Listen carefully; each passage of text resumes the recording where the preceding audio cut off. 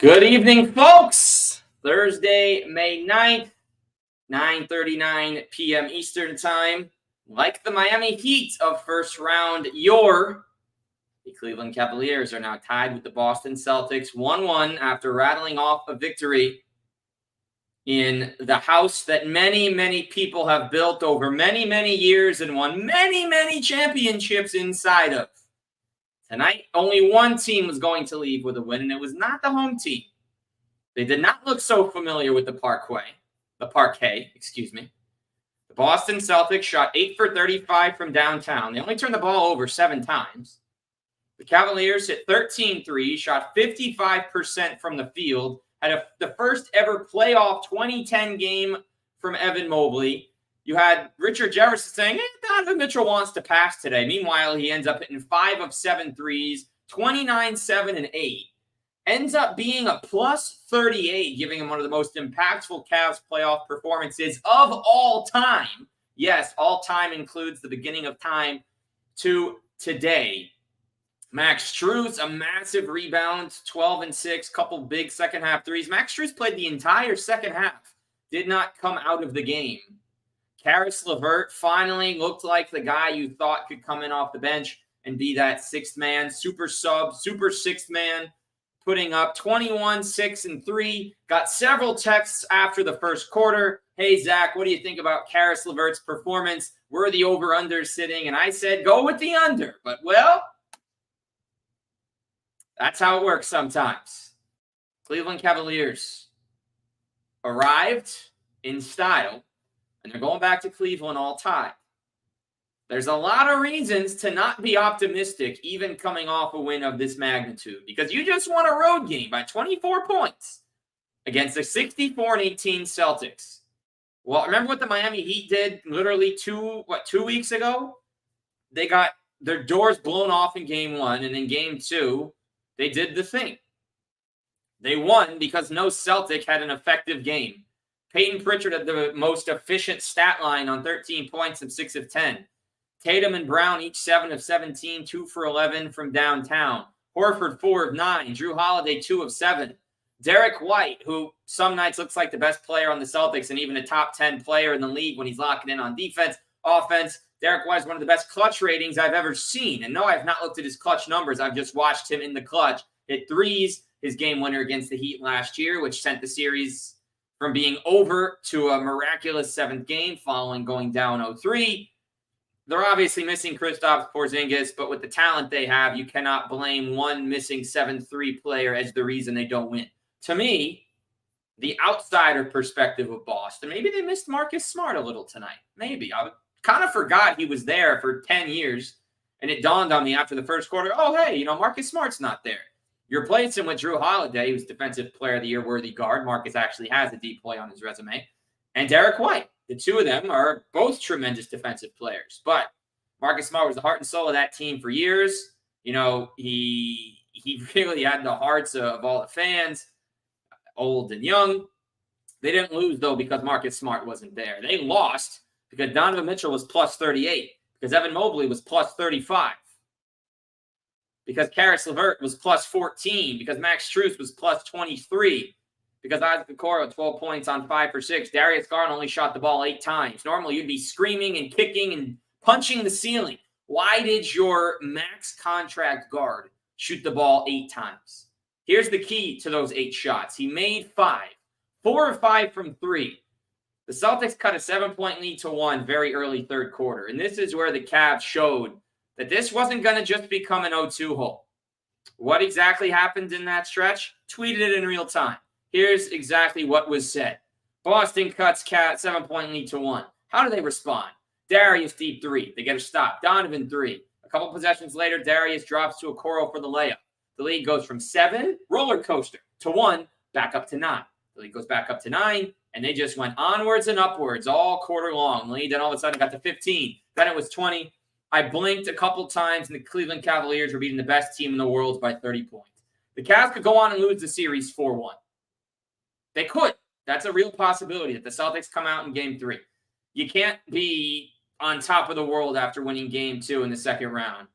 Donovan Mitchell has never made it past round 2 in his NBA career. He came to Cleveland. Well, he was traded to Cleveland, and he was pumping his fist on the golf course, so we hear, running around doing victory laps. Certainly not proper golf course,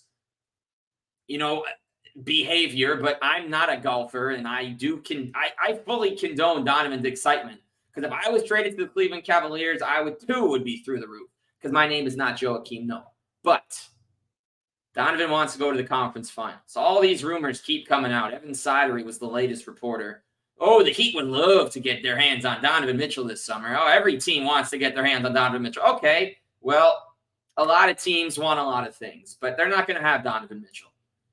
Because it's nights like tonight where Evan Mobley looks this good and Darius hits timely shots and Max and Isaac are both locked in and Karras can come in. He's playing with a versatile team. The Utah Jazz never provided Donovan Mitchell with an entirely versatile lineup outside of 5 or 6 guys. The best lineup the Utah Jazz had, even when they were the top seed, and I'm not disrespecting any of these players because Bojan was scoring 20 and Royce was a two-way wing and Mike Conley was quietly one of the most efficient guards. You have Rudy Gobert, and you have Jordan Clarkson, but they never figured out the rotation outside of that. Hassan Whiteside got cooked. Eric Paschall got cooked. They couldn't find minutes from Nickeil Alexander-Walker. All these other pieces in Utah came and went around him. Couldn't make it past the second round with Joe Johnson, even though they did a nice job getting to round 2. Dante Exum kind of busted when he was in Utah. Trey Burke, pre-Donovan. They got all these different things go on. They could never get past round 2. They didn't have the pedigree. They have that now. But they've only won 1 game in the second round. Donovan's played deep into the second round before. Has to go farther, though. He's not necessarily leaving. JB certainly coaching for his job. And might we just say congratulations on winning your first road playoff game. It only took 10 tries. But, hey, you're 1-1 with the best team in the world, and you can't ask for anything better. Personal hope for this series was the Cavs will leave Boston 1-1. You didn't get game 1, you're not going to panic. This isn't the first round. The lights weren't too bright. You got past Orlando. You just got past Orlando. You did that. Now you're here. And you proved it wasn't a fluke by taking this second game. You do want more out of this season. You don't want to not win any more games now that you've won a game in round 2. But you should be extremely excited if you're a Cavs fan that you got this done. There's no second round sweep. Find me the last time the Cleveland Cavaliers were dismantled in the second round of the playoffs. LeBron James his only second round losses would come in 6 or 7 games. The only times he got throttled by the Spurs, by the Warriors, that was the finals. And actually, there may have been one Pistons series. There was one Pistons conference finals. Maybe that was second round. That was a sweep. Then they got the revenge in 2006, and they went to the finals. In 2007. So many memories in Cavs lore. And LeBron's gone. They don't have him. They don't have a 6'8" super machine that they call the king. He's gone. This is a new chapter. 30 years ago today, the Cleveland Cavaliers defeated the New Jersey Nets. 99-89 in Game 5 to punch their ticket to the second round. 30 years later, the Cavs win their next second-round game on the same day without LeBron. They hadn't won without LeBron in round 2 in 30 years until now. So take that what you will. May 9th is a good day in Cavs history. It really is. Now the series shifts, and there's no time to rest. They're back in action on Saturday and Monday and Wednesday. And then Friday, Sunday. There's one day in between every game in the series. It's a blessed dream.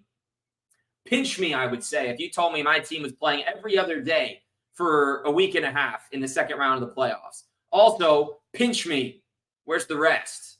Usually you get anxious with these extra days off, but now knowing that you only have one day between every game, you set your schedule, you tell everybody, sorry, homie, I'm busy, I'm watching the game. Yeah, it's a different time. But hey, this is a win. And you should be very proud of it because Al Horford was a -6. Every other starter was a -20 or worse for Boston. Also, Marcus Morris was a -14, even though they won by 24. So they were -38 when Marcus Morris was on the court, but not worried. They got the win. Tristan Thompson had a 0 net rating in his 10 minutes, but all that matters for that, offensive rebounds, he drew fouls. Okoro came up with a timely steal late in the third. Donovan had the buzzer beater as well to end the quarter. They closed quarter strong. Okoro steal in the second, Donovan in the third. They won the game. That's what matters. You play to win the game. That's it. You want to win, so you win.